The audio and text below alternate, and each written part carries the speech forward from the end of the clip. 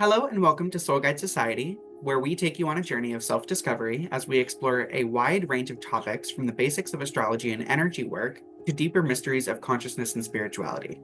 My name is Pathway Light by Corey. And my name is Larina Alliance, and through our insightful discussions and practical exercises, we aim to demystify these concepts and empower you to integrate them into your daily life for greater awareness, healing, and personal growth. And as a disclaimer, unless otherwise stated, no one on this podcast is a medical, legal, or financial professional, and content discussed should not be taken as a replacement for medical, legal, or financial professional advice. Okay, guys, hi. So today's episode is extremely exciting because we are going to be talking about the planets and how they are synchronistic to the chakras, how they align. But the way we're going to be doing it today is we're going to do it as a conversation. We're putting this together as a conversation between the two of us. We have gone over it a little bit before this recording started, but not too much. So you guys are going to follow us through on the journey on attempting to align the planets with the chakras. It has been done many, many, many different times before. There are no set in stone chakras that connect with just one or just any planets. But what we're doing today is putting together our own version of a map based off of our opinions together, which may differ at some point, but we will try to come to a compromise or an understanding or an agreement with how we see the chakras aligning with the planets. We will be using the Chaldean order of the planets, so we are not going to be using the outer planets. So you may hear us talk about the sun, the moon, Mercury, Venus, Mars, and Saturn and Jupiter. And then we will be leaving out Neptune, Uranus, and Pluto. There may be some honorable mentions in here regarding them, but mainly those are the 7 that we will be focusing on. So the luminaries, the sun and moon, and the planets. But I'm talking over here like, I know every single last thing about astrology, and I still have a lot to learn. So I'm going to pass this over to Corey for, his ideas and perspectives and just opening for this podcast. Yeah, I am actually super excited to kind of dive into these correlations. This is something that we personally have talked about for several months. Like we were like, oh, we have to sit down and we have to do this. And this was before even Soul Guide Society was even a thought in our brain. We just knew because you were an energy worker, I was an astrologer from the very beginning when we met. We knew that we wanted to sit down and connect these. So this is kind of like a culminating point from when we first met over like, what was it, over like a year and a half ago at this point, but maybe longer. I was gonna say it maybe even longer than that, but um it's kind of a culminating point, and I'm very excited to dive into the connections. And a lot of what I was reading, you are right, a lot of people do correlate some of those outer planets, but I don't necessarily believe that they have a direct correlation.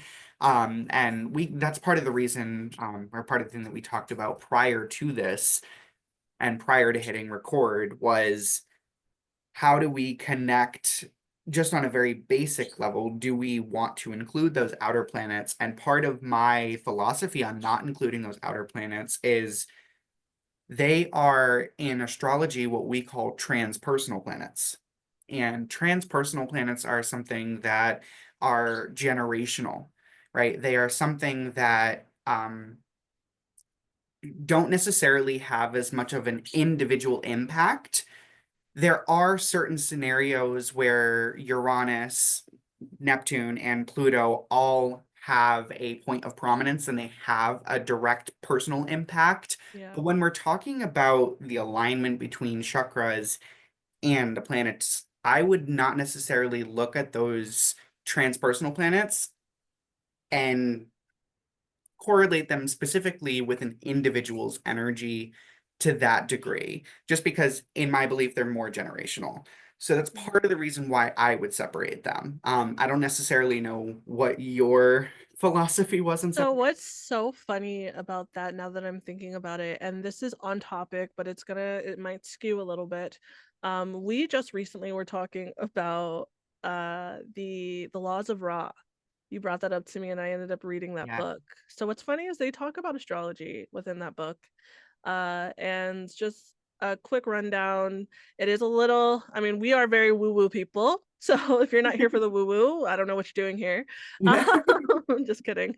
But um, but it does remind me of a chapter within that book where they were talking about the possibility that the dimensions correlate, or the dimensions that exist go up to the eighth dimension, and they do not know what's beyond that dimension. And when it comes to like our energy and what happens when we pass and things like that, right? Now, what's so funny about that, I think, is that we're stopping at the seventh planet. And I don't know if you remember, Corey, I had this idea that once we pass, maybe we go into a different dimension and maybe we're able to, be on, like, maybe the planets kind of represent that, right? So for the idea here to be that we're going to stop at 7, right? We're going to stop at that seventh, you know, um sphere in the sky, right? It kind of correlates with the idea that we don't know, it's very possible that we don't know what's beyond the eighth dimension, Yes. and so let's not go past that. Let's stick to what we know here and now. It will be beyond many lifetimes, if any at all, that we as human beings even make it to those planets. Yes. So yeah, I think it's a good idea to stick with the 7. I'm gonna say I do have a couple, fun mentions because I don't like leaving Pluto out. We kicked Pluto too far out already, Poor Pluto. So I might honorably mention a couple planets. But aside from that, the main course today is going to be the 2 luminaries, the sun and moon, and the planets. Yeah. Yeah, and I also I'm going to be referencing, just as a preface, I will be referencing a couple of quotes from William Lilly. He wrote 3 volumes, all named Christian Astrology. So I'm going to be referencing direct quotes from him as part of our basic traditional understandings and significations of the 7 planets, which when we talk about the 7 planets, that does actually include the sun and the moon. So we're talking about the luminaries plus the 5 wandering planets, as they called them, Hellenistically at least. So when we are talking, I'm going to be referencing William Lilly and some of the quotes from him. So I may not necessarily always say, this is from William Lilly's Christian Astrology. Just note that any quotes directly that I'm pulling from a book today will be coming from William Lilly's Christian Astrology. Solid. That sounds good. I'm super excited. This is going to be a lot of fun.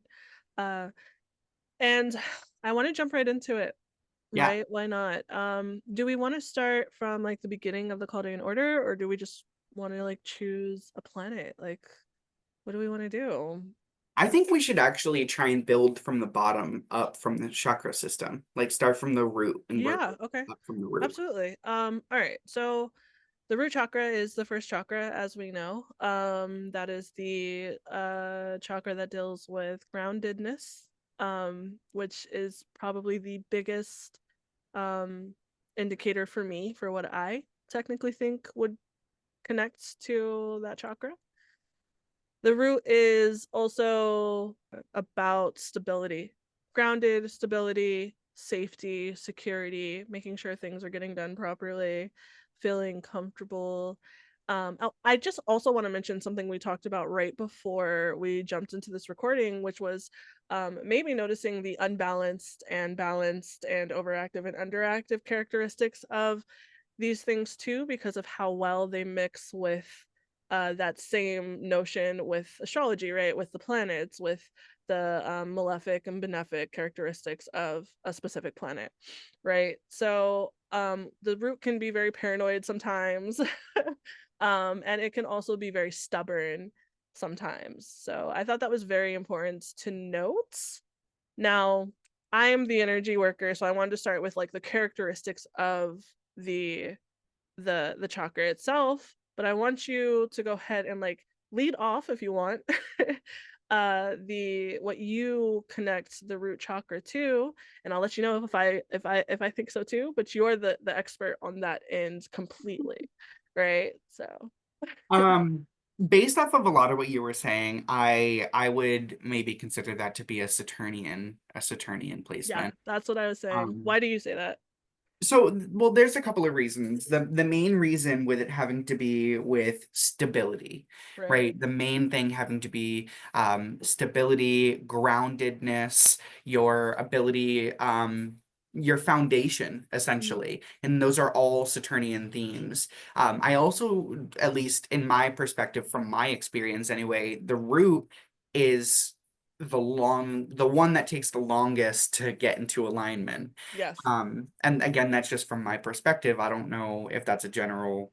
I would say yes. I would say it takes I think that it's the hardest to connect with properly within our current state as human beings.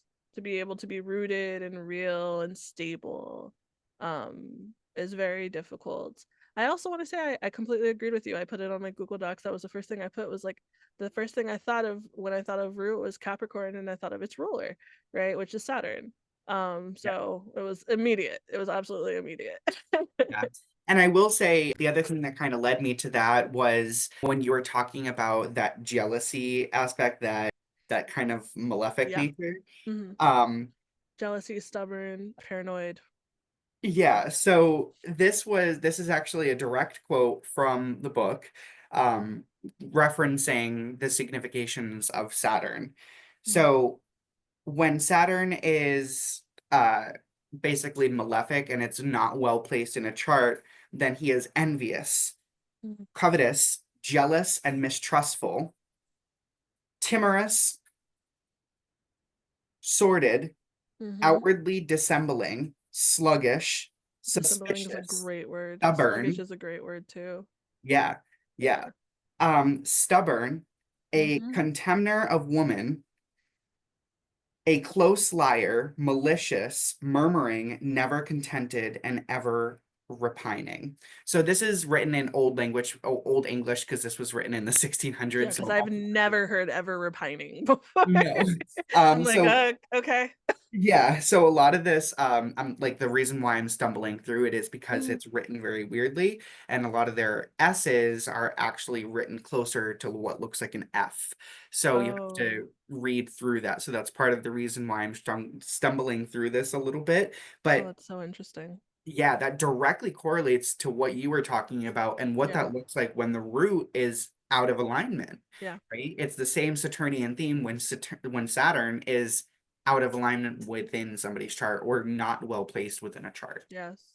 And then I just have you say, because I know, because astrology, right? But this for Saturn, the positive aspects of Saturn would be like knowing boundaries, which, right, which is something that the root is like surrounds itself. You can't ground yourself without knowing your boundaries. That is where you Yeah. learn your boundaries at. That's where you set them. Again, it's stubborn. Yes, and stubborn can be, I almost said malefic, but underactive, but stubborn can also be balanced when it means holding your own space and not allowing people past what your boundaries are. Yeah. And I will also say that Saturn also represents responsibilities and commitments. And I think Hmm. that's something that also lies wholeheartedly in the root, at least from my understanding, Yeah, is your responsibilities are part of your foundation, and the things that you commit yourself to and the things that you hold yourself responsible for are part of your foundation. And again, that is also a very Saturnian theme for me is the commitments and responsibilities. yeah, I definitely agree with that. So I think we are in agreement for our first um connection or correlation within these two understandings with the root chakra and the chakra system. The root definitely correlates with Saturn and uh, all of its characteristics, almost all of its characteristics at least. Yeah. And So then that's a good start.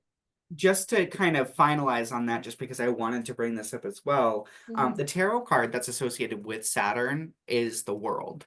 So if we were to think of, okay, could the world also be assigned to the root chakra? I think it could. The Yeah, world the is, grounds, the um, planet. what's that? Yeah, I said, yeah, the grounds, the planet. Being Yes. grounded, being to organize your root chakra, to get it to be, to get yourself to it. One of the highest ways is to go outside. It's to put your hands in dirt to reground yourself. It's to connect with nature, Yeah. to reground And yourself. So And I think the absolutely. other thing within that too, one of the symbolisms within the tarot card is within each of the four corners, Mm-hmm. there's a symbol. So in the bottom left-hand corner, there's a bull. In the Mm-hmm. bottom right-hand corner, there's a lion. Top right-hand corner, there's a hawk. Top left-hand corner, there's a person. If you look at the tarot correspondences, those are all fixed sign correlations, which Mm-hmm. fixed signs are the stubborn ones. They're the Mm-hmm. ones that see things through. They're the ones that hold the responsibility and the commitment and that kind of follow through energy. So I would argue again that this is just a point in favor for Saturn being directly related to that root chakra, as the world can also be applied there too. Yeah, 1,000%. Yeah, I completely agree with you there. That's perfect. All right, so we have the root chakra set up. I love that.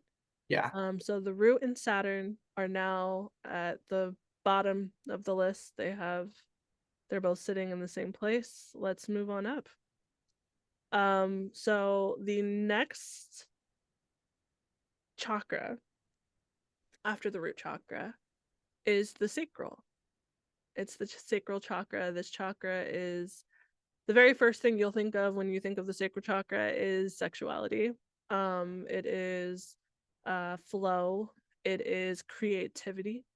The sacral chakra has a lot of freedom within it.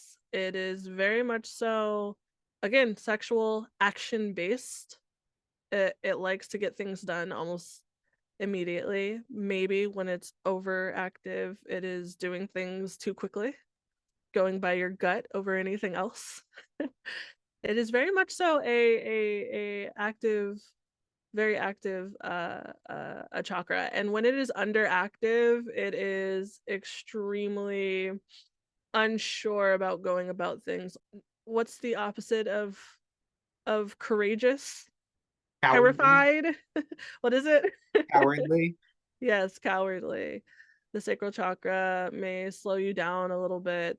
It may not be as creative. It may have a lot of blockages, like writer's block and things like that. So that's what the sacral chakra looks like, both overactive, underactive, and balanced. Now, how would you correlate that? Because I was stuck between two different planets. And I'll go ahead and name them.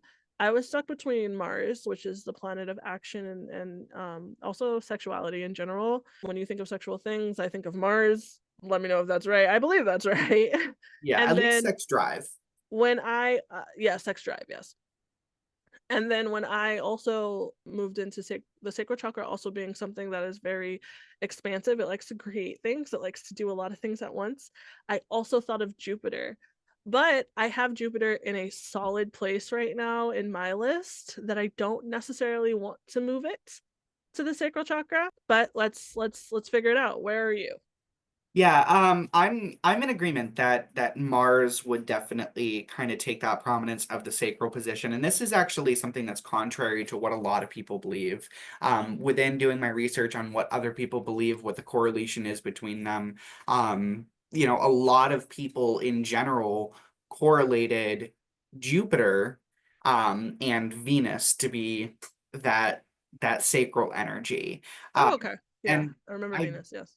yeah, I don't necessarily agree with that because Venus, while yes, it is sensual, Mm-hmm. it is not as, let's say, sexual or about Yeah, that I don't think it's about flow the way right. sacral is. The sacral is the water sign, right? It is very much so moving. And I don't know, Mars is fire, I know, but this I feel like the sacral definitely pushes that fierce water sign, like that moving, like with with purpose and points and trying to do things that you could grasp with fire, I feel like. Yes. Yeah. I think Scorpio. Yeah. And that to me, the ruler of that is Mars. Yeah. So I do see Mars there. And part of the other signification for me with Mars is that drive, it's that energy, it's that passion.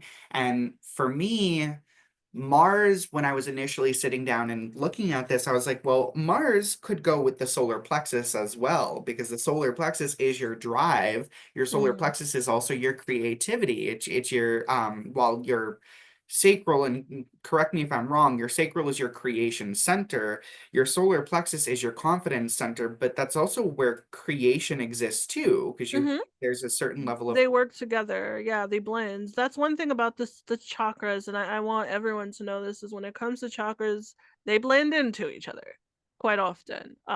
They all have specific things, but remember they're close together, right? So they're always going to blend into each other. So that creative energy is going to need to move into that solar energy for the action of the solar plexus to make it something. Yes. Yeah. And Mhm. that's kind of where I then said, okay, I actually would rather fixate Mars with the sacral, because solar plexus, I put something else in solar plexus Me that too. it makes more sense for Mars, because I'm also looking at the flow of everything, right? Mhm. How does Saturn lead into Mars? Well, Saturn Right. provides a solid foundation for Mars to then be able to work off of. Yeah. And that's kind of where I'm working along this too, is because the chakras flow, these energies have to flow too. And Yeah. in order for me to connect the sacral to the solar plexus and the way that I have it too, it also makes more sense for Mars to be connected with the sacral, because it provides a stronger basis than for the solar plexus to kind of take over. Yeah. So based off of Mars, because Mars is drive, it's action, it's passion, it's your aptitude to stand up for battle or stand up for war. And I think all of that also does exist within the sacral chakra too. Mhm. It's that kind of inner fire that exists Mhm. within you, at least from my perspective. Yeah. And I could see also, although I do not agree with them, I can see also where they could get Venus's fierceness in the sacral chakra, right? I could see that kind of blending in instead of sensuality. If we were to ever choose Venus, I could hear, okay, that fierce moment of her, like that can live within the sacral, but I don't see that flow in that way. Not similarly to where I believe we probably both put Venus. So I agree though. I think that the sacral chakra and Mars work well together. I also want to say I feel like the sacral chakra, I feel like Mars is more of a grounded, hard, it's a hard planet, right? It's a planet we can step foot on, right? Yes. So I do believe being that the chakra, those first three chakras are earth chakras. Those first three chakras are physical chakras. Um, it makes a lot of sense that right after, the right after Saturn is now Mars. Yes. And I will also say again, some of the original significations. Mhm. William Lilly refers to Mars as being in feats of war or courage invincible, scorning any that should exceed him, subject to no reason, bold, confident, and immovable, contentious and challenging all honor to themselves, valiant, lovers of war and things pertaining to Thorunto. I don't know what that is. It's Thereunto for anybody out there. Okay, if you guys want to look it up, that'd be great. Yeah, absolutely. Leave it in the comments. And Yeah, then he goes on to say, then he is a prattler without modesty or honesty, a lover of slaughter and quarrels, murder, yeah. thievery, and a promoter of sedition, frays and commotions, and highway thief. I love that. I absolutely love that. So, again, another point there, and I will say the other thing, part of part of my hesitancy, and I'm hoping maybe you can clear this up a little bit. Mhm. Part of my only hesitancy to add and Mars as the sacral is when we look at the tarot correspondence. Right. The tarot correspondence for Mars is the Tower, right? And part of my hesitancy there right, is how can Mars and the tower, specifically the tower, correlate with the sacral chakra? And maybe you can provide a little bit more clarity there for me, because the only thing that I can think of is the sudden upheaval that comes from Mars. Mm-hmm. Maybe, or the sudden active energy, the sudden driving force, the sudden striking force, that sudden drive is similar to how the sacral can act in a way with its sudden urges taking up hold. Okay, so I'm gonna kind of let this flow a little bit when it comes to the tarot card, the Tower. Now, a lot of the time with the Tower, what it asks you to do, well, what it tells you is happening is the things around you are going to change. Be ready to expect those changes, be ready for those changes, be ready for your emotions to be upheaved more than anything else. Your emotions is what you're going to have to deal with, what you're going to have to balance, what you're going to have to bring back. The sacral chakra is the emotional chakra. It is the chakra that directly connects to all emotions, from jealousy to anger to happiness to joy to excitement. It all comes from that gut place, right?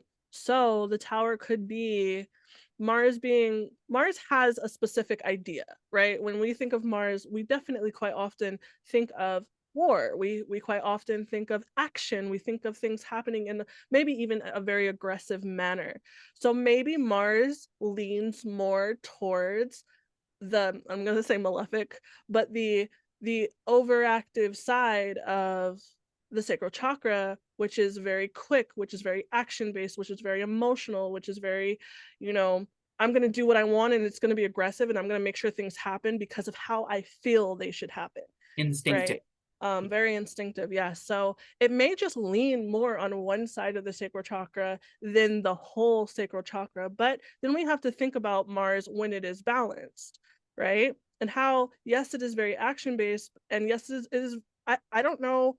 I find it funny that the Tower card is the only card because I also think of, and maybe I'm wrong here, but I think of the Justice card with this planet because I think when it is balanced, whatever it's doing is going to be justifiable, right? Whatever it's going after, whatever it's fighting for.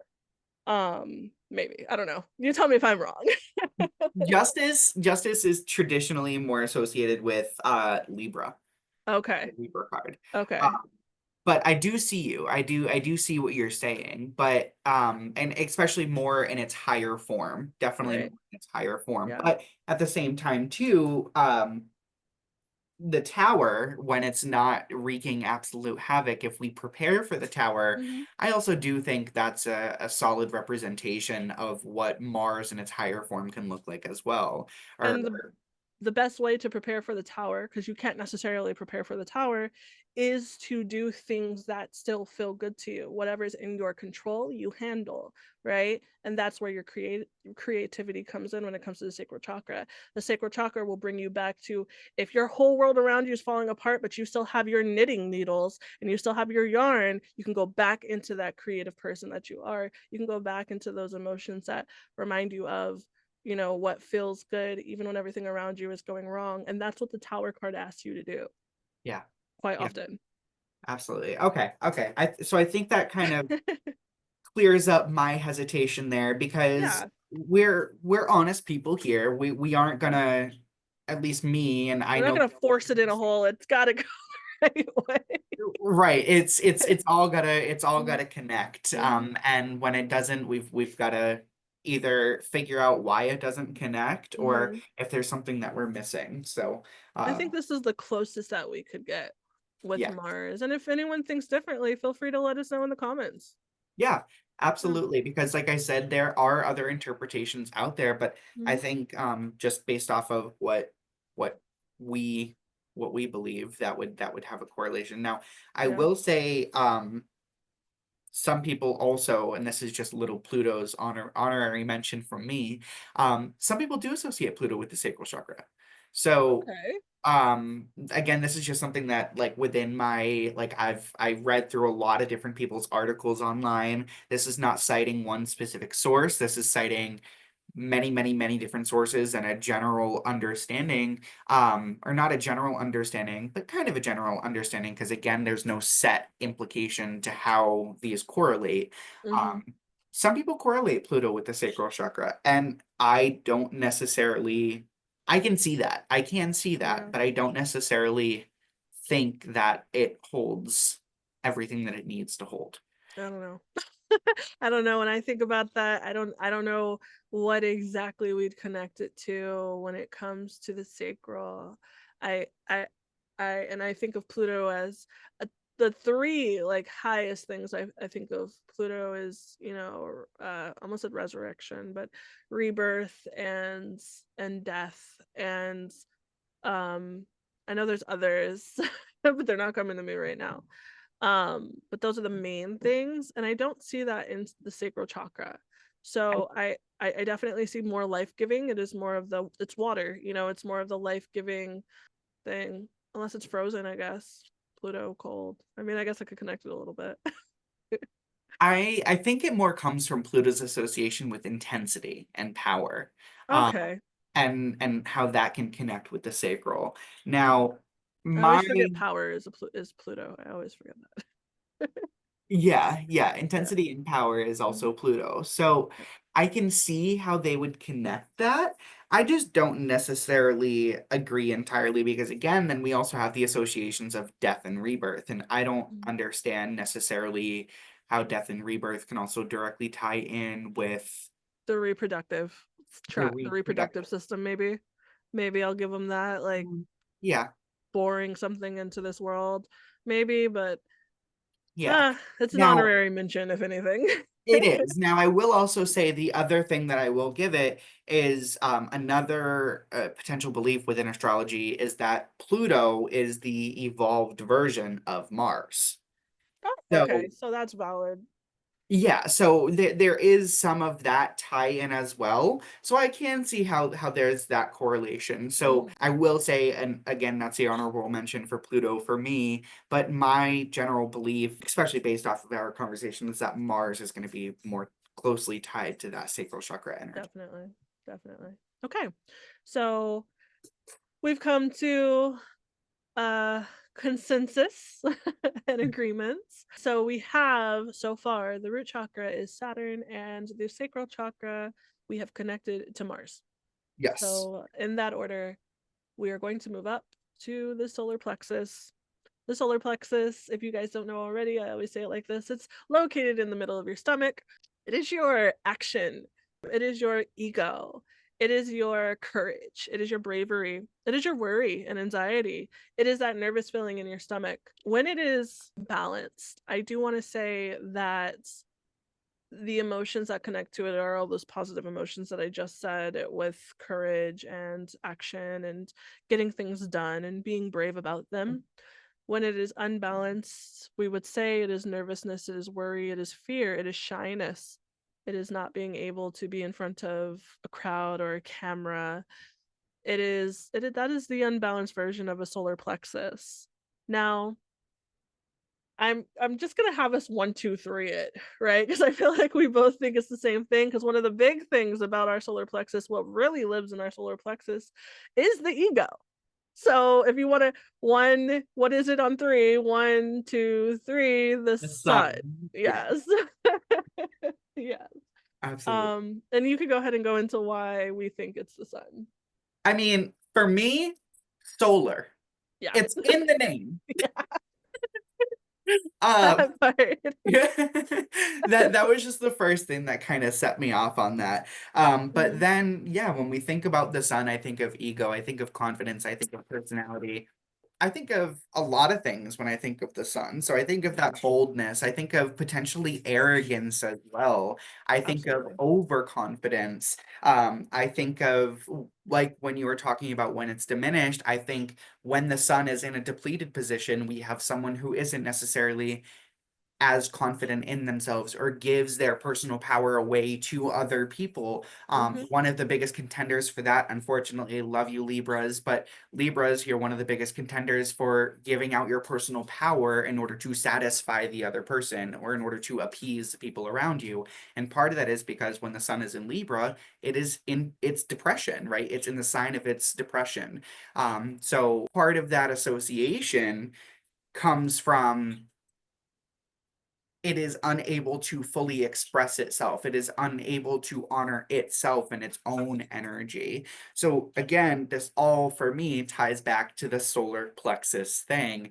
And going back to, again, William Lilly's signification, he talks about the solar being very faithful, keeping their promises with all of punctuality, and an itching desire to rule and sway, yet as willingly departing their wish again. The solar man usually speaks with gravity, but not many words. So we see somebody who's grounded, but Mm-hmm. has heavy Yeah. predominance within their speech.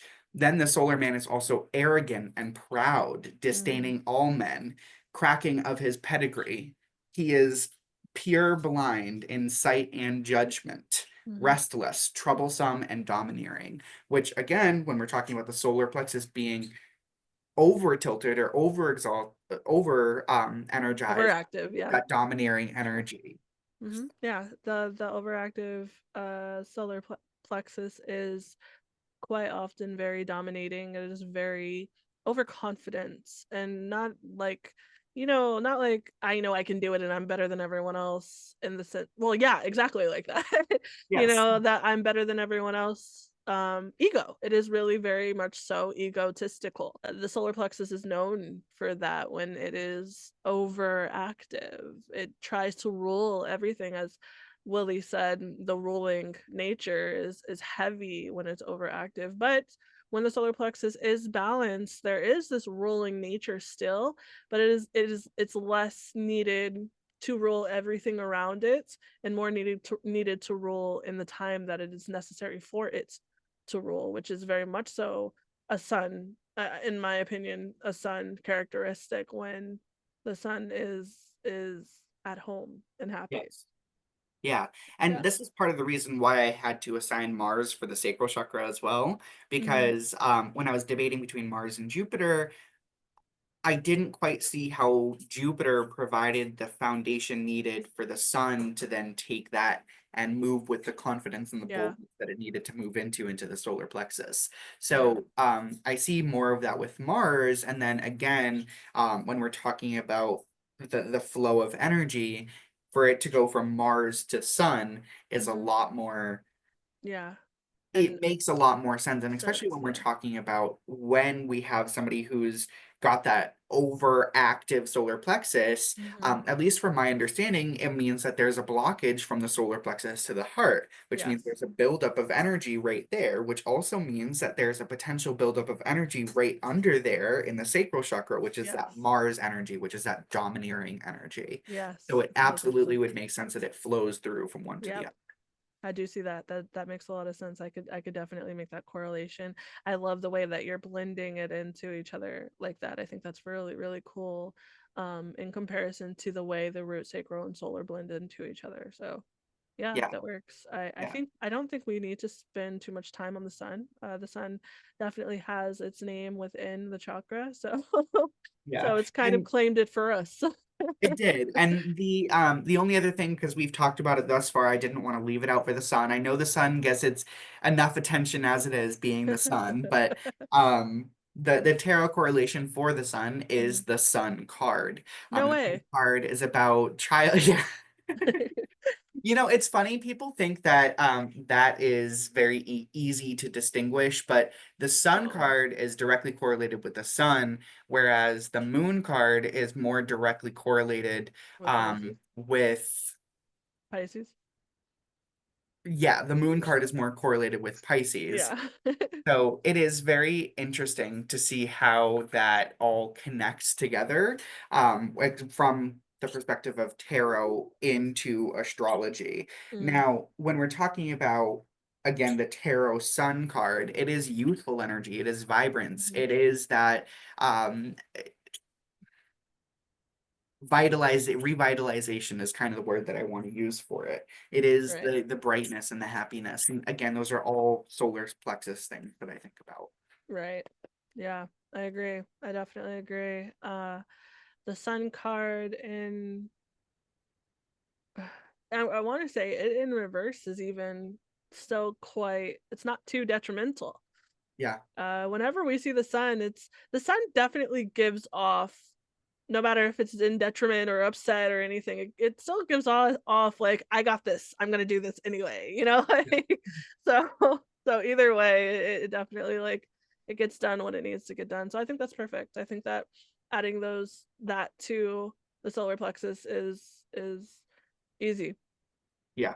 So Absolutely. we have figured out the root, we figured out the sacral, we figured out the solar. Root is Saturn, sacral is Mars, and solar is the sun. Yes. That being said, we are going to move up to Corey's personal favorite. And also, I'm not gonna lie, I think right now this chakra is my first personal favorite, the heart chakra. The heart chakra is actually the chakra that I am back working on myself energetically. The heart chakra surrounds unconditional love. It surrounds love in general. It surrounds values in general. It shows light amongst others despite who they are, what they are. It accepts people. The heart chakra, it connects, which I would love for us to find the correlation of this. The heart chakra connects all of the chakras together. That's one of my favorite things. So if we can find a correlation in there with the planet that we think this is connected to, that'd be amazing. The heart chakra is quite is very much so the love chakra. It is all of the things that you think it is: passion, love, heart, all of it. Now, as for a planet or luminary, what do we think connects to the heart chakra? I'm gonna be honest. We did have this conversation prior to this, and I think we both agreed again. And I honestly, for a second here, I thought we were going to disagree, but I think we might be agreeing on everything here because I think we both have the same crown, and that's not one we spoke about. We did not speak about the crown chakra, so I can't wait to see. We're almost done with them, so I can't wait to Yeah. see what we chose.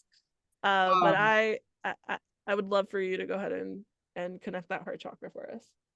yeah, I would connect that with Venus's associations. Yeah, same. Um, just specifically having to do with things that bring us comfort, things that bring us like the sense of love and things that connect us to the world around us. And I think that in of itself is the bridge, right? Yeah. Is how our values to the rest of the world, because Venus is our values, and that's part of the heart chakras, it's our values. And that's part of the reason why the heart chakra is, at least in my opinion, again, I'm not the energy worker here. So You're right though. I It is our values. in my opinion, the heart chakra is part of the reason why it connects to everything else is because it's tied to your values. Yes. And your values are tied to your root, which is Yes. tied to everything else from there on out. So when I look at Venus, Venus is your value center, and Hmm. that's where you hold that. And that's Yeah. where I find that connection too. And as far as William Lilly goes, he sees Venus as being a planet that signifies a not vicious person, a pleasant, a neat and spruce person, a loving person, someone that is cleanly in apparel, rather drinking much than gluttonous, prone to venery, oft entangled in love matters, zealous in their affections. Then they are righteous, expensive, wholly given to looseness and lewd companions of women, nothing regarding his reputation, coveting unlawful beds, incestuous, an adulterer, fanatical, a mere skipjack of no faith. So again, when it's out of alignment, we see your values, your commitments to those around you being completely thrown off and askewed. So we see that direct correlation there too. And Mm-hmm. just to kind of put the nail in the coffin for me, again, we have that Empress energy. And the Mm-hmm. Empress is the one who kind of draws in. It's the magnetic. It is Yeah. the one who lets things come to her and lives in that adorned beauty, right? And that is, so Venus is associated with the Empress. If I didn't make Mhm. that clear, that's why Yeah, you did. Empress is associated here. So again, we see everything back to back to back, having that direct correlation with the heart. 1,000%. I do see that, and that makes complete sense with all the characteristics align, right? The values, everything. From what Willie said too. Uh, when I think of the heart chakra and I think of Venus, a heart chakra knows hate, right? Because it knows love. It knows hate. That's where you find it at, right? That's where you find that emotion. And I think Venus has this fiery hate, and it's usually impassioned, right? And I believe Venus has this ability to have fiery anger or fiery hate that connects directly to the heart. Yeah, Yeah. absolutely. And that's I like how you bring that up because that is where that malicious kind of energy can come from with Venus sometimes. And that's why they say the line between love and hate Yeah. is very thin, Yeah. and this is perfect representation of that. 1,000%. I think Venus was pretty easy. Yeah. Yeah. Venus and the heart were pretty easy. The next one I think is pretty easy too. I think Yeah, that I think we're gonna zoom right past this one too.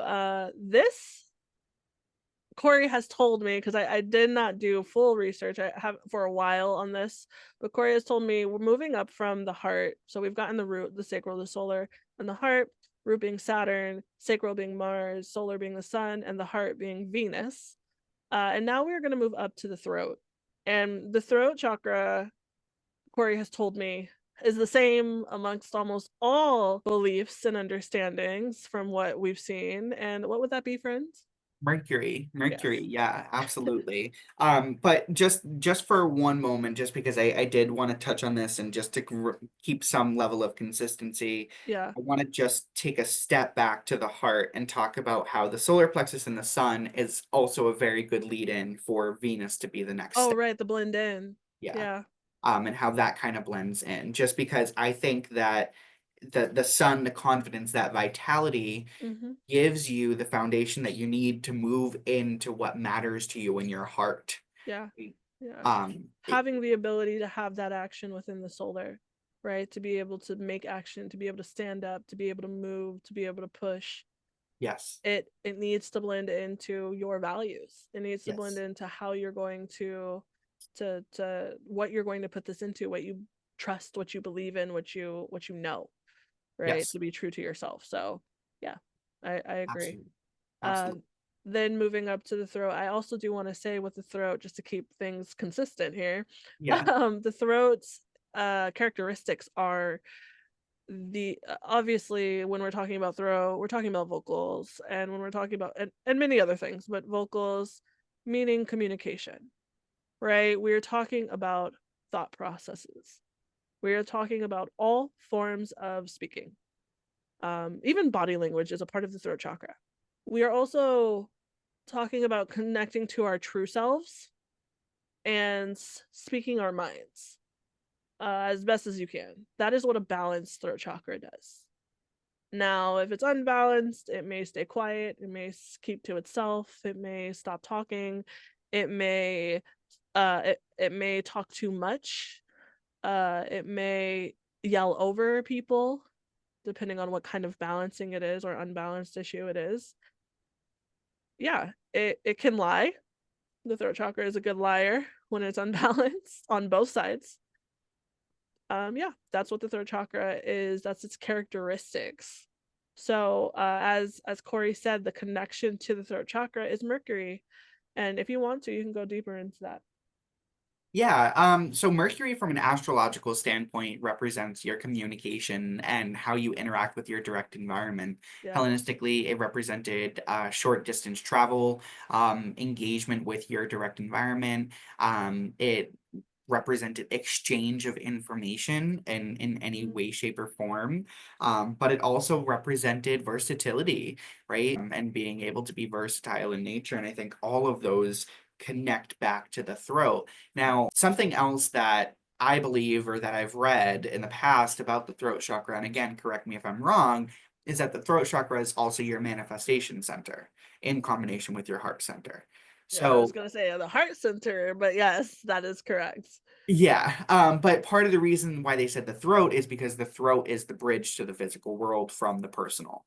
So that was part You of know, that rationale that I read. yeah, Again, that's not like I don't know if that's a widely a known belief. universal. Yeah, I think that that makes sense in more of a say it and it'll happen sense, you know, say it yeah, and things will come to.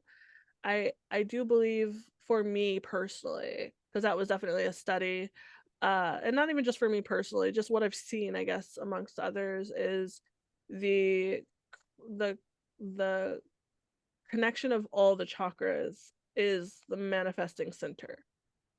Uh in the sense that as long as they are aligned, you are going to manifest what you can and will manifest what you need and want, right? But the throat is the, I would say like it is the, like, it, this is where everything comes out into the open. So if that's what we're trying to say, like it comes out into the open, it's vocal, right? It's people can hear that it's coming, then absolutely, you know. yeah. But I don't know. I think that's a very interesting take. I would take that as an interesting take. I'm not necessarily sure if I would just leave if I would leave it to just that. I think you need everything to manifest. Yeah. Yeah. Okay, I agree with that. I agree with that. So part of the reason why I was asking that is one, when we look at Mercury, we do look at communication. We look at how you directly engage with your environment. But then I also look at the Tarot Association, which is the magician, right? And the Mm, magician is able to take everything that is given to him and transmute that information into something that is actually useful for him. yeah. Um, and it's that same kind of correlation there that I was potentially connecting to some of those beliefs. But I will also say with the throat being that open communication center that does Mm, directly tie to Mercury and what William Lilly associated with that as well, right? So being well defined, William Lilly tells Mercury as being representing a man of subtle and politic brain, intellect and cogitation, an excellent disputant or logician, arguing with learning, discretion, and using much eloquence in his speech. I love that. Yeah. It's Then straight he goes on on to talking. say, oh, I'm sorry. I was just saying it's straight on communication. Go ahead. It is straight Yeah. on communication. But then he goes on to say that a troublesome wit can also transpire from this. A kind of fanatic man, his tongue and pen against every man, wholly bent to fool his estate and time in prating and trying nice conclusions to no purpose. So basically, not speaking truths, Yeah. right? Not drawing correct or purposeful conclusions with one's mind or intellect. So I think all of that can directly tie in with that throat Mercury energy. I love that. And I just want to touch on the magician being something that makes a lot of sense for this chakra, right? Because the and for Mercury in itself, and I think that you'll be able to do the blending after this in a moment, but when we take the earth chakra, which is the roots, the water chakra, which is the solar, which is the sacral, the fire chakra, which is the solar, and then the air chakra, which is the heart, and we put that together the same way the magician uses earth, air, fire, and water to put together, we then begin that manifestation process. I So I can love that. see where manifestation can be connected to this entirely. Yeah. I love that. I Yeah. love that. Hmm. Because that's the first point where the four elements have joined and the Yes. information has combined. That Absolutely. is That's beautiful. That is beautiful. And I will also say that also ties into the flow from Venus being the chakra right before this, Hmm. right? Your values, Hmm. your heart, what you are, that I What feel you like truly that's feel. why your heart is your manifestation center, because it's the Hmm. last chakra Hmm. in that It's gonna four make and it happen. four. Yeah. Well, yeah, yeah. Yeah. Um, it's Yeah. the last chakra in those four before you hit the throat chakra, Yeah. right? And the heart, the Venus in you is your values, and those have to be in alignment before you can speak your truth and Mm. kind of process information, right? And if your values are out of alignment, then the information that you are perceiving is also going to be out of alignment, which 1000%. is also going to throw that off. Yes, I completely agree with that. I think that we covered that Mercury. That flow was perfect. Yeah, Yeah, absolutely. I love that. All right, so we're almost done, guys. Mhm. We've gotten so many. And we've agreed on almost all of them. So I'm very curious for the last two. Yeah. So we did the roots. The root is connected to Saturn, sacral is connected to Mars, solar is connected to the sun, heart is connected to Venus, and throat is connected to Mercury. Now we are going to move up to our second to last, which is the third eye or chakra. I do call it both because some people take the third eye and use so many conspiracies around it that sometimes I just need to change the name for a little while. And the ajna is the proper name for this chakra. Uh, but that being said, this chakra surrounds spirituality. I want to just immediately say that. It is the unveiling chakra. It is the chakra that allows you to see beyond the veil. It allows you to see beyond masks. It brings in the psychic dynamic of us as human beings and our ability to tap into things that may not be tangible. The Ajna chakra is also clarity. I just want to make sure that that's a little bit more grounded. While it is, yeah, very spiritual, it is also just very clear. It allows you to see through things. It allows you to see, to understand why certain things happen. It breaks it all down for you, essentially. I like to say that when you open your third eye, you are seeing the real world. So that essentially is what that is. Now, what would you, and I've already written down mine, but what would you connect the third eye to based off all those characteristics? So this is actually A tough one. contrary to what a lot of people may believe. Mm-hmm. Or not necessarily a lot of people, but most people may associate the third eye with being more Neptunian, and that's my Neptune kind of shout out there. Yeah.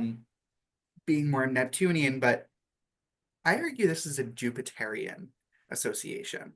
Oh, Um, you actually just so said something completely different than what I put. yeah, so I was debating Hmm. between Jupiter and the moon, right? Of course, those were the Um, last two we had. yes, obviously. So the reason why I kind of settled on Jupiter is what you mentioned about clarity and understanding, Hmm. right? Because it seeks to understand and it seeks that clarity when it's in its correct Mm. flow. You're gonna change my mind because I just changed the moon. I literally, you're gonna, okay, go ahead. Go ahead. And I'll explain where I So was. part of the reason why I don't put the moon there is because the moon is those subconscious energies. The moon is Go the ahead and brain. do, we'll get to the moon in a second. No, I know, but I'm just explaining the Right, difference right. between the moon and Jupiter Mhm. specifically. So the moon is divine energy. It's that dreaming Right. energy. It's emotion. It is feminine. It's your not instinctual, but it is your emotional reaction to certain things, right? Mhm. Jupiter is where you seek expansion. Jupiter is where you seek higher understanding. Jupiter Mm. is where you seek to reach beyond yourself and seek it to understand the world around you, Mhm. right? And this is why I would associate Jupiter with being more of the eye, a third eye chakra rather than the crown, which would be Mhm. the next up. And the other association with that as well is the Wheel of Fortune, right? The Mhm. Wheel of Fortune is the tarot card that's associated with Jupiter. The Wheel of Fortune is what fortune is being dealt to you, right? And how do you perceive that? How do you take that wheel and how do you work with it? And the first step is So good. understanding that wheel and how it's been dealt to you. So That's so good. that's where I That's would associate. so sad. Because that actually makes so much more sense than what I chose. I kept mine so simplistic. Um, the Ajna chakra is the spiritual chakra. So the immediate thing was spirituality for me, and the immediate association to spirituality for me is the moon, right? And this is personal, this is, I went personal with this. But with a deeper understanding of it, I do want to say that actually, and I think we're going to go ahead and bring in the crown with this conversation instead of just leaving it out. With the moon, I connected that to spirituality, and I connected the crown with expansion because that is how I feel personally, right? I feel like I am consistently in the crown chakra, always trying to expand information, understand, be wise. But I forgot that the moon is also the higher self. And and that is the crown chakra at no matter what, right? So that actually definitely just recorrelated everything for me. Jupiter is very much so expansion. Jupiter is very much so that third eye, clarifying things and learning more and bringing in more information, and then allowing ourselves to discern and peel it apart and find the deeper meaning to it. That is the third eye. What is the deeper meaning? That is what that eye asks, right? That is what the Ajna chakra asks. um so yeah, I'm so here for that you definitely changed my correlation, which I was not expecting. When you said the Jupiter, I was like, how? But that explanation is perfect. Even with the Wheel of Fortune, I feel like the Wheel of Fortune is perfect because of its ability to ask the question, how are you going to deal with these things that you've gotten? So I love that. Do you want to go into William's? I kept calling him Willie because his last name is Lilly. Do you want to go into William Lilly's explanation of the moon? I mean, of the Jupiter. Yeah, so Jupiter is described by Lilly as being diurnal, a masculine planet, temperately hot and moist, airy, sanguine, the greater fortune, the author of temperance, modesty, sobriety, and justice. Then he is magnanimous, faithful, bashful, aspiring in an honorable way at high matters, in all his actions a lover of fair dealing, desiring to benefit all men, doing glorious things, honorable and religious, of sweet and affable conversation, and wonderfully indulgent to his wife and children. Interesting. Yeah. That's I can see that. That's very interesting descriptive words for Jupiter. It is. Yeah. He then goes on a little bit later to say that they are just, prudent, thankful, and virtuous, and hating of all sordid actions. Hmm. So, it is very interesting when we look at Lily's associations of Jupiter. And for me, all of that is Is a based off of balanced perception. Ajna chakra. What's up? All of that is a balanced Ajna chakra. Like all of the characteristics that he mentioned are just being okay with the way things are and not being forced to stick to anything. Like that whole sorting. What was the last word? The sorting, like not liking sorting. Sorted. Yeah, sorted. What was it? Sorted things, sorted. Hold on. It's SORDID. So this is Oh, a oh, different, sorted. yeah, involving ignoble actions and motives, Yeah, arousal, that makes or sense. mistakes. Because it was talking about just things being just prior, right?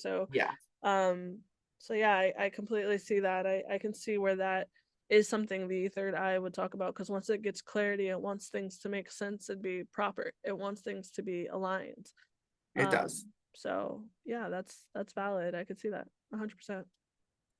Absolutely. And And then then, mhm, no, I was just gonna say, I think that, like, I think we kind of nailed in Jupiter, and we kind of, the last one is then the moon. obviously the moon, yeah. And to clarify this, the crown chakra, moving from the Ajna chakra up to the last chakra, which is located at the top of your head, um the crown chakra, and the crown chakra is your higher understanding of many different things. And a lot of people take this as, oh, information from otherworldly information or anything like that. And yes, it could be that, but to ground that a little bit more, it is your wisdom, it is your knowledge, it is your random understandings of many things, your inherent understandings of many things.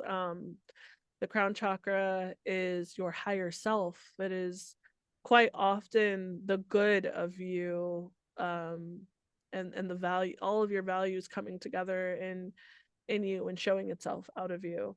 Um, the crown chakra can be unbalanced, it can be underactive, it can be overactive. A lot of the time, you will find this is all of if your crown chakra is overactive or underactive, more than likely everything is a little out of balance, because it truly does get led by everything else. You may have higher knowledge for anything within that crown chakra, but if nothing else is balanced or if something else is out of balance, it's going to make that crown chakra out of balance as well. That being said, we I think we already came to an agreement of it being the moon, but would you like to go into, for you, what correlations hit you when it comes to that crown chakra? Yeah, absolutely. So the moon is our subconscious. It is our Mhm. spirituality. It is our connection to um the subconscious, the other side to ourself, the side of Yeah, ourself that exists beyond the veil, yeah, right? It is our spiritual, it is our soul, it is our emotional reaction to things. William Lilly defines the moon as being one of the most composed manners, a soft, tender creature, a lover of all honest and ingenious sciences, a searcher of and delighter in novelties, naturally old words, guys, we got to deal with these old words. naturally propense to slit and shift his habitation, Hmm. unsteadfast, wholly caring for the present times, timorous, prodigal, and easily frightened. It then goes on to say that an unbalanced moon can lead to a mere vagabond, idle person, hating labor, a drunkard, a sot, one of no spirit or forecast, Yeah, delighting to live beggarly and carelessly. And yeah. I think specifically the thing that sticks out to me is that no forecast, the no spirit, Mhm. um the Yeah, the your crown chakra is your spirit. yes, Yeah, yeah.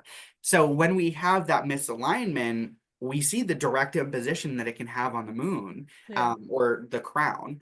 yeah, So I see that connection there. And then again, when we think of the moon in tarot, that's the high priestess, and the high yeah, priestess, that is the crown, right? The high yeah, priestess, it is the highest card in the yeah. tarot deck. It is, good or bad. It is everything that is to be revealed. It is both sides of the coin. So Hmm. I see the That direct connection. imposition there. Yeah, I completely agree, and I love that it's the high priestess, because the high priestess is, again, this comes takes me right back to the magician, right? The high priestess uses all of her tools. She uses every single thing that she has. She uses her mouth, she uses or her throat, she uses the earth, she uses fire, she uses water. Like, there's nothing that she doesn't use. She uses her clarity, and she puts that all in one and mixes it all together in her potions, and she goes about what she needs to go about to do. A lot of the time, I think you see the high priestess like sitting back looking kind of relaxed, because in her work she is still finding time to rest, because that is important to be able to use everything. She uses literally everything, good or bad, to make sure that things happen in her favor Yeah, absolutely. or in others' favors, Yeah, whatever she's trying to get done. yeah. And just to go back a little bit, because we didn't really talk about this, but I think this is a good segue into it, is how they all mix, right? So we talked Mhm. about how Venus was necessary, the heart chakra connected with Venus, and how that was necessary for the next step, which was the throat and connecting to Mercury. Well, in order for then your eye and Jupiter, those two to kind of take forefront, Blend the into each throat and other. Mercury have to be in alignment, Yes. right? So your openness, your communication, how honest and truthful you are, Mhm. how you communicate and how you're processing information, if it's Mhm. not biased, if you're not, forming an untruthful or a not sincere way of processing information, right? Maybe you only hear the first 3 words of the 15-word sentence and you're Yeah. honing in on those three, but it distorts the rest of them. Mm-hmm. That's going to throw off your eye and that's going to throw off your perception. Mm-hmm. And then to go from there, your eye, your perception, how you see the world, how you understand the world, how you see clarity and higher understanding, that then directly imposes upon your ability to connect with the world on a higher basis, right? If Yeah. you cannot see the world for what it is, if you do not seek that expansion, you will not find that expansion beyond you, which exists Yeah. within that crown. So it Yeah. makes sense for it all to flow in that way. Yeah, 1,000%. I completely agree. I think that they have to blend together, they have to flow together and be unbalanced. I mean, unblocked together for them to flow properly. And I think that the connection is so beautiful, right? I think that the planets themselves, to be able to look at those planets and see that they directly connect to our bodies, they directly connect to our energies in this way is, I think, integral to everything and the reason why we both do what we do, right? Like the idea that, you could look at chakras or you could look at astrology and still find your your alignments within whatever you want to find your alignment in is beautiful. And I do think to a certain extent with having this conversation, I can now give someone something solid to look at. Like, Yeah. yes, I do talk about all the chakras and then we give them colors, but now I have something in the physical reality that exists in our sky that connects directly to our energy points, Yeah. right? So I think that is a grand correlation, and I'm so glad that we can make this map together. And I would like to go over it one more time so that everyone has it in order because we came to an agreement. Yes. We definitely agree with these first the Chaldean order of the planets and how they connect to the chakras. The first chakra that we have is the root, and the root is, as we know, connected to Saturn, and this has to do with boundaries. It has to do with what did we say, groundedness, hard workingness, the Capricorn energy, right? Responsibility. Yeah. Yes, responsibility, all of that. So those two connect, and then we said the sacral, right? And the sacral was what was the main one? I know it was like sexual drive and action and things like that, but I remember there being a main emotion with Mercury. I mean, I'm sorry, with Mars. Instinct and passion. Yes. Yeah. Yeah, and that is definitely embodying the sacral chakra. The sacral chakra is extremely instinctive. So those two connect. So we have the root as Saturn, we have the sacral as Mars, we have the solar as the sun, which we both agreed is ego, but it is also the just the highlight of everything. Remember, ego can be both good and bad. So don't throw ego to the side because it's what gets things done. It makes them happen. It is bravery. Solar and sun are connected. It is in the name. Then we move up to the heart, which was Venus, right? And what did we say about Venus? Venus was values. Yes, Was value. mainly that was like the main thing. So the Yeah. heart chakra and Venus both have that one significant connection that we can't deny values. And then moving up, we had the throat, which immediately was communication, which connects directly to Mercury, which is also immediately communication. Yes. And then Ajna, or the third eye chakra, was Jupiter. We came to a consensus of Jupiter, an agreement of Jupiter being the clarity, the finding all of the answers, the question, why is this happening or how is this happening, and getting that further information and understanding of beyond the veil. And then last but not least, we stopped at the crown chakra, which we both agreed was the moon, which essentially, I think the agreement for what that connected to was your spiritual self, your higher self, more than anything. Yeah. Was there anything you wanted to add there?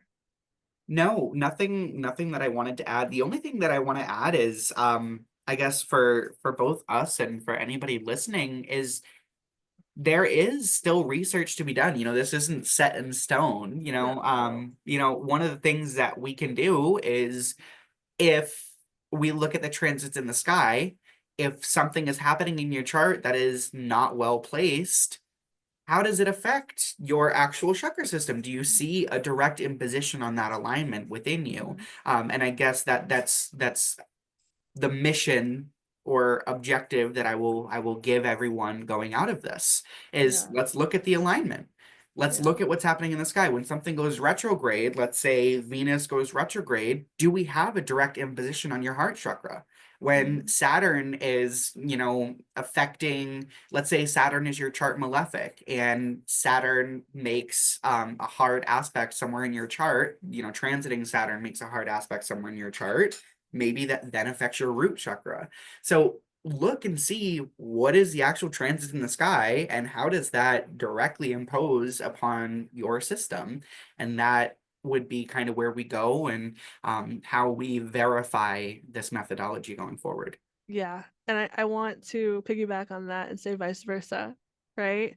Because we can be going through specific moments where you could feel as if your root chakra is completely unaligned. You don't feel safe, you don't feel secure, you don't feel grounded. And so we can go and see if there is anything within your chart that shows that Saturn is trying to, teach you something new, to kind of uproot you and see if there's something that needs to change in this root area. So either way, right? Whether it be from backwards to front or frontwards to back, whichever way you want to look at it, whatever connects to you the most, whatever makes sense to you the most, I would say definitely look into it. If you understand your top three, your big three, then you can start connecting those things, your sun, your moon. Okay, if you understand your sun and moon, because the rising is not in this, right? And you have questions regarding it, you can now look at your sun and be like, okay, I'm an Aries as a sun, I'm a Aries sun. Okay, my sun is connected to, and I feel, what is the sun connected to? It's the solar plexus, right? And I do feel shy. What am I not connected to within these understandings? What in me being an Aries is causing me to feel shy, which is strange for an Aries, but what is within my ego, what is within my confidence that is causing that, and be able to kind of connect those things either way, Yeah. right? I do And love that. yeah, and I think we may even find even more profound realizations in doing that. Like you said, like Yeah. why am I a Aries sun feeling this lack of confidence? Because that should sit in your heart or your solar, not your heart, your solar Mhm. plexus. We both did the Um same thing. yeah. What is the solar? What is the sun? So it should sit in that solar plexus. But maybe you have transiting Saturn Mhm. going through Aries, which is Yep. about to go through Aries, which is Right. directly going to connect your root and your solar To your plexus. solar. So maybe Hmm. there's root work that you have to do that's directly imposing upon that solar plexus, which Yep. is having that effect. So this is just another way that we can look at everything and attempt to see. And again, look and verify. This isn't set in stone. If it's not working, what is happening? What is actually happening in the sky, and how is that affecting your chart? Or what is it activating in your chart? Let's say Venus is transiting and that activates your sacral instead of your heart, right?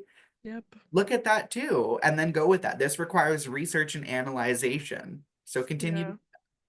Yeah. Analyzation, 1,000%. To- I think that um now talking to you about this and just in our normal like chit chatty way, uh we together could maybe come up with a formula, because I feel like there's something here that could help a lot of people, yeah, connect those things and, you know figure out a way to work through them, both in within the energy work, but also in present time, what is happening presently within the transits, that, or yeah, within the sky, yes, that affects these people, everyone, clients, audience, whoever, directly, that could definitely turn it into something that we can build some kind of, like worksheet on, to help them figure it out. I do see that. That would be beautiful. Yeah, absolutely. But this is what you know now, guys. Like, this is what you have now. This is what we've given you, what we've come up with. Now, if you don't resonate with it, there are a million things to research online. Let us know where you would put everything. We would love to hear it. Yeah, absolutely. Let us know in the comments. Drop what your beliefs are, if you agree, if you disagree, if you think that the transpersonal planets should be included, go ahead and drop that in. But you better have some real good explanations as to why, because Because we just did 2 hours worth of work for you guys. So yeah, you better have some real solid explanations in there if you're gonna go against that. But don't just throw something in there. Yeah. We will check you. Yes. But yeah, no, I think that wraps up, and I think we did a really good job. And Me too. as always, y'all know where to find us and how to reach us. So Yep. Thank you guys. Talk to you later. bye. This has been Soul Guide Society. I'm Larina Aligned, and you can find me at larina.aligned on YouTube, Instagram, and Facebook. And I'm Pathway Light by Corey, and you can find me at pathwaylightbycorey.com. We thank you for walking the path to alignment with us. Till next time.